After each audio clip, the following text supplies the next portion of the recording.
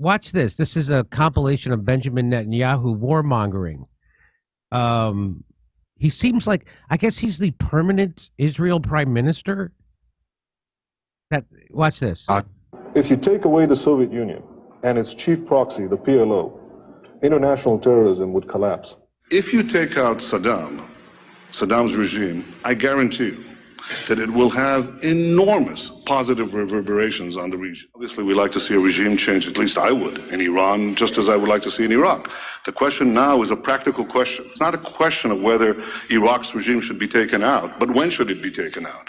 It's not a question of whether you'd like to see a regime change in Iran, but how do it... Are there any other nations that you would recommend that the United States launch preemptive attacks upon at this point?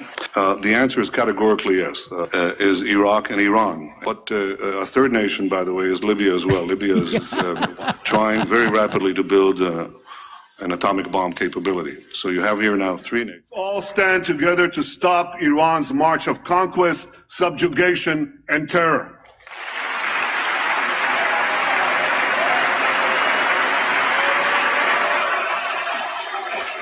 I know that no matter on which side of the aisle you sit, you stand with Israel.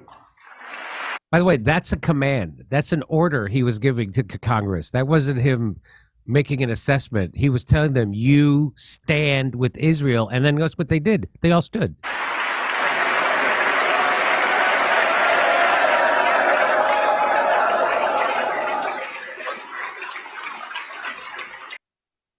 So the seemingly permanent Israeli Prime Minister, Benjamin Netanyahu, is seen here revealing his history of getting everybody else to fight his wars except himself or his people. It's like he's part Hitler, part Tom Sawyer. That's right. He's Tom Hitler, ladies and gentlemen. And he is as pious a Jew as Vito Corleone was a good Catholic.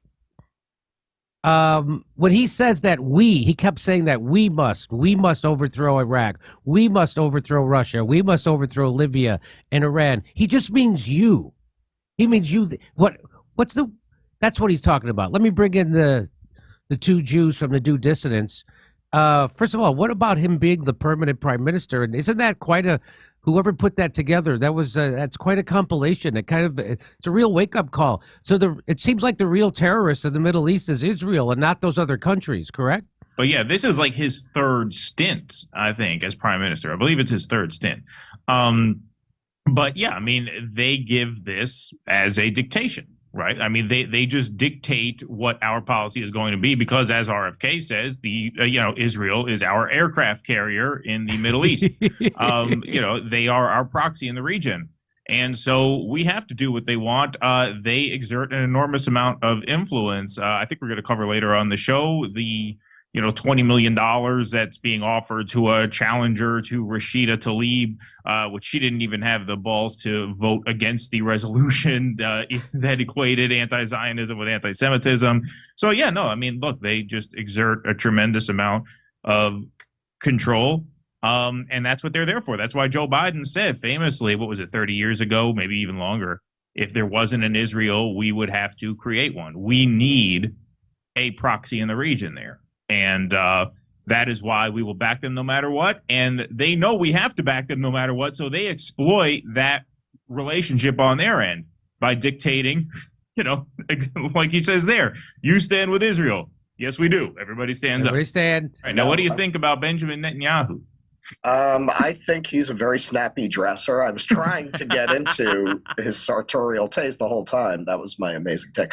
No, we did a piece the other night about The Nation ran an article a few months ago that went pretty much unremarked and unnoticed, demonstrating that everything that we claimed Russia did, Israel did in 2016. And if you look at a lot of the things that look like cover-ups, that even if you were a skeptic of Russiagate, you couldn't argue that some of the behavior wasn't suspicious. That is the missing piece of the puzzle. There was collusion. The Trump campaign was colluding with Israel. Yes, they were getting intelligence ahead of WikiLeaks dumps, but they were getting that information from Israel. Basically, everything you were told in Russiagate, you could attribute more or less to Israel. I think what we've really seen over the course of this Gaza war is how much of a just absolute blank check they have and how absolutely absurd it is when we talk about these dangerous foreign leaders. That's why that was one of the things I screamed at Rachel Maddow, because earlier in the evening she had talked about dangerous foreign leaders. I said, is Netanyahu a dangerous foreign leader? Clearly, he is a dangerous foreign leader. He is going before Congress multiple times, as you showed in this footage, trying to manipulate our country into getting into World War III, like his lesser light Zelensky does. This is really kind of stunning, this video. I don't think you can overstate how crazy this is. And if you want to see who the real warmonger is in the Middle East, who the real psychopathic murderer is, or the guy who's the unstable terrorist in the Middle East, let's watch this again. If you take away the Soviet Union and its chief proxy, the PLO, international terrorism would collapse. If you take out Saddam's regime, I guarantee you that it will have enormous positive reverberations on the region. Obviously, we like to see a regime change, at least I would, in Iran, just as I would like to see in Iraq. The question now is a practical question. It's not a question of whether Iraq's regime should be taken out, but when should it be taken out? It's not a question of whether you'd like to see a regime change in Iran, but how do it... Are there any other nations that you would recommend that the United States launch preemptive attacks upon at this point? The answer is categorically yes, is Iraq and Iran. But a third nation, by the way, is Libya as well. Libya is trying very rapidly to build an atomic bomb capability. So you have here now 3 nations. All stand together to stop Iran's march of conquest, subjugation, and terror.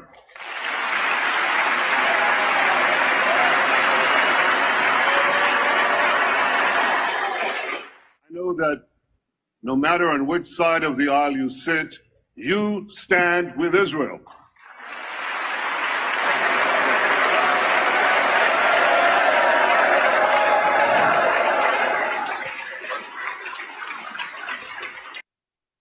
And all those clowns applauding are some of the most unscrupulous, easily corrupted motherfuckers you've ever met in your life. They're the opposite of integrity and dignity. They are bought and paid for, and they are cowards, and they will sell this country out for a nickel, and they already did. They've done it. They do it almost daily on the regular. They sell this country out. They sell this country out to a proxy war with Russia and Ukraine. They'll gladly send a couple of $100 billion to the most corrupt country in Europe to fill the pockets of their donors and to appease Israel before they send a nickel to United States to help you get your health care, to help you get a living wage, or get clean water in Flint. There still isn't clean water in Flint. How many cities in that? It's not just Flint. There's lead poisoned water all over this country. There's people living under bridges all over this country. And instead of sending a couple of $1 billion to fix that, which is that's all it would take way less money to fix homelessness in America and fix all the water in America and all the bridges in America than we sent to Ukraine. It would take a lot less. So they got the money and they just don't want to give it to you because the billionaire class wants us living in a country that's filled with homeless people to the brim, that makes you feel unstable, that your job could be taken away from you at any moment, or you have to work 2 or 3 of them, and that you're still crushed under healthcare bills when you get sick. They want that because, remember, chaos and fear serves the oligarchy. And what they get you to do is blame your neighbor for all that pain and all that economic pain you're worrying about. And what did they get you to focus on instead? They get you to focus on #MeToo. They get you to focus on sex violence on campus. They get you to focus on Donald Trump as a fascist. They get you to focus on Nazis with tiki torches. They get you to focus on everything except the economic pain that's being inflicted upon you by the oligarchy, the handful of billionaires that run this country and run this world and own your media. And people who watch this show are waking up to that. We need more people to wake up to it. Let me throw it over to you. Any last comments on this?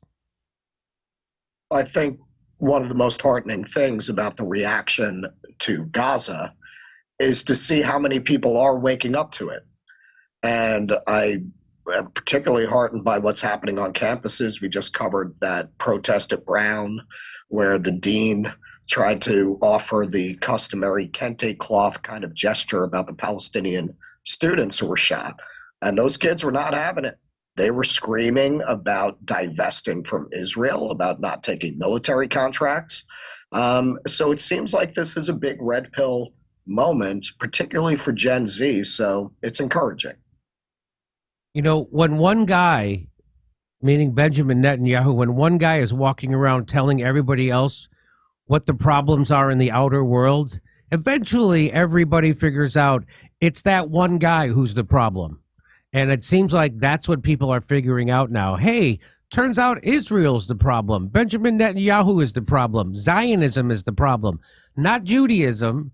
But that's exactly what they want to do. They want you to conflate Zionism with Judaism. Those are two totally separate things. Yes. And you can be 100% a hatred of Zionism, and that does not make you an anti-Semite. That does not make you anti-Jew or anti-Judaism. So that's what people need. And I think people are waking up to that too. I think just like when they called Bernie a sexist and a racist and violent, and then they said the same thing about Trump. Well, now those terms don't mean anything. And the same thing's happening with anti-Semitism. When you call everybody, 95% of all the protests in the world right now over Israel-Palestine are supporting Palestine. So when you call everybody in the world an anti-Semite, eventually that word doesn't mean anything. And I think we're to that point right now where anti-Semite doesn't mean anything.